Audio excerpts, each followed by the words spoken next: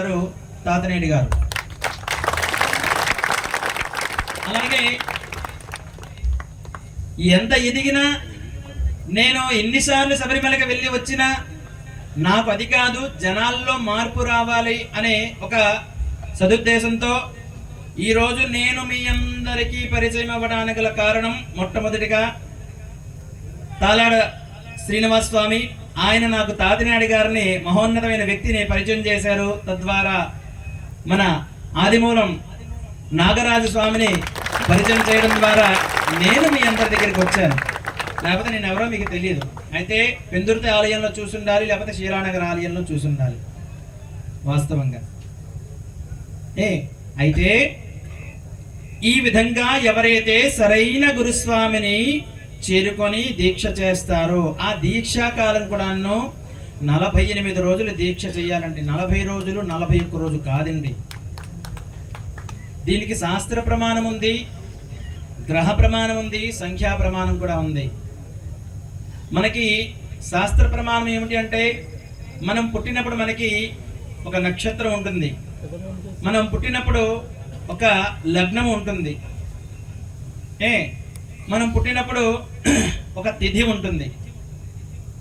ఏమండి, ఇలా తిథి వార నక్షత్రాలతో కూడుకున్నటువంటి ప్రమాణమే మన ఈ దీక్షా కాలము. మనకి నక్షత్రాలు 27, గ్రహాలు 9, రాసులు 12 వెలసి 49 రోజులు ఈ విధంగా దీక్ష చేయాలండి. ఇంకా ప్రమాణం చెప్పాలి అంటే మనకి ఈ నలుపే ధరించడానికి గల కారణం స్కాంద పురాణంలో చెప్పినటువంటి స్వామివారు శనీశ్వరుడు వారికి ఇచ్చినటువంటి వరదానము. ఎవరైతే భక్తి శ్రద్ధలతో అకుంఠిత దీక్షతో బ్రహ్మచర్య దీక్షను వహించి నా దగ్గరికి వస్తారో వారికి శనిపీడ కలగకూడదు అని చెప్పి స్వామివారి దగ్గర వరాన్ని తీసుకున్నారు శనీశ్వరుల వారు. అందుకే మనం నలుపును ధరిస్తున్నాం. కానీ కొద్దిమంది ఏంటంటే 6వసారి శబరిమల వెళ్ళొచ్చి రాగానే మెడలో ఒక కాషాయం కండువ. అంటే ఎవరిని నేను కించపరిచి అనట్లేదు, తెలియక వేసుకుంటున్నారేమో, ఇంకో గురువు చెప్పడం ద్వారా వేసుకుంటున్నారేమో. నలుపే ధరించాలి, లేకపోతే శనీశ్వరునికి ప్రీతి నీలం ధరించాలి. ఈ రెండే. ఇలా 48 రోజుల దీక్ష చేయాలి. ఇంకా శాస్త్ర ప్రమాణం చెప్పాలంటే మనకి చంద్రుడు, ఈరోజు చంద్రుడు చూడండి ఎంత పున్నమ చంద్రుడు నిండుగా ఉన్నాడో. ఈ రోజు మొదలుకొని మళ్ళీ వచ్చే పున్నమి వరకు మనకి 1 నెల రోజులు. మధ్యలో చంద్రుడు నిశాచరంగా 15 రోజులు ఉంటాడు. ఆ 15 రోజులనే పక్షము అంటారు. వెలసి ఈ నెల ప్లస్ ఆ 15 కలిపి ఎంత అయింది? 45 రోజులు. మరి ఇంకో 3 రోజులు ఎక్కడికి వెళ్ళాయి స్వామి గురువుగారు అంటారా? ఒక పక్షానికి ఒక ప్రాయశ్చిత్త దినము కలిపి 16 3 48 రోజులు. ఇది దీక్ష.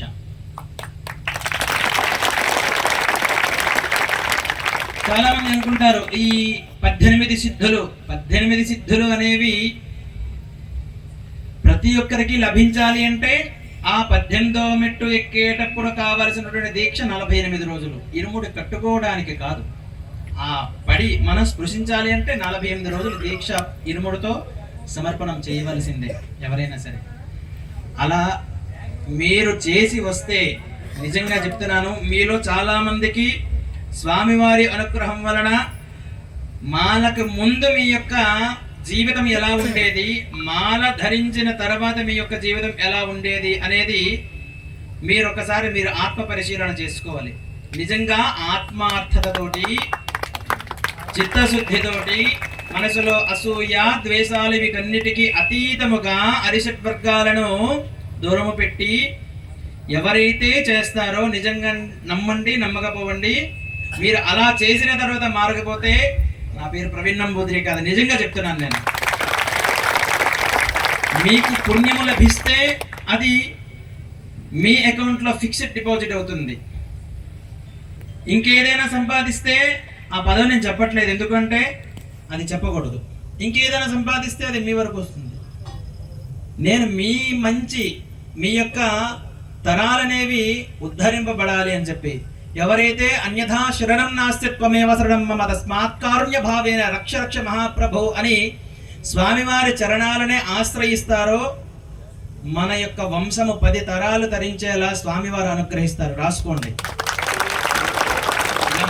చేస్తారని మనసులో కుళ్ళు అసూయ ద్వేషాలకి తావివ్వకుండా మాల తర్వాత కూడా ఒక్కసారి వ్యసనాలను మారాలి అంటే, ఒక్కసారి కోపాన్ని త్యజించాలంటే ఏవో ఒక వీక్నెస్ ఉంటుంది.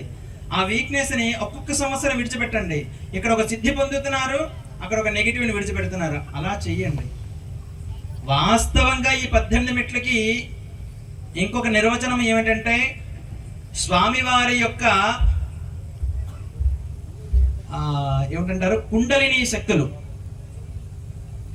ఇది మీకు పూర్తిగా తెలియాలంటే 10వ తారీఖు తర్వాత ఒక పుస్తకం ఆవిష్కరణ జరిగి జనాల్లోకి వెళ్తుంది. అప్పుడు మీరు చూస్తే స్వామివారి చరిత్ర ఇదా అని మీ అందరికీ అర్థమవుతుంది.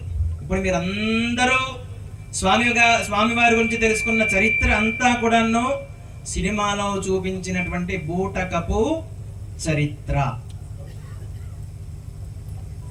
నిశ్శబ్దంగా ఉన్నారు, నిజంగా చెప్తున్నాను. 10వ తారీఖు సుజాత నగర్ ఆర్కే ఫంక్షన్ హాల్లోని స్వామివారి యొక్క సచ్చరిత్ర ఏమిటి అనేది ఒక పుస్తకావిష్కరణ జరుగుతుంది. మీలో ఎవరికైనా అవకాశం ఉంటే రండి.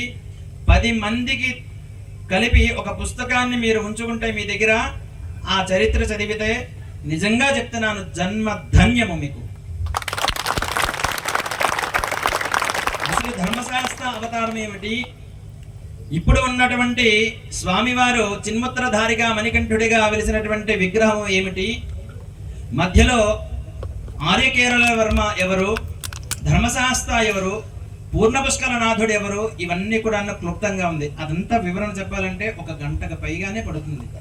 మీ అందరికీ కూడా ఇబ్బంది కలిగించకుండా ఉండాలి అనే ఆలోచనతోటి చిన్నగా మీకు ఒక లైన్ చెప్పేశాను. మీకు కనుక సినిమాలను నమ్మొద్దు, బూటకపు ఆలోచనలు పెట్టుకోవద్దు.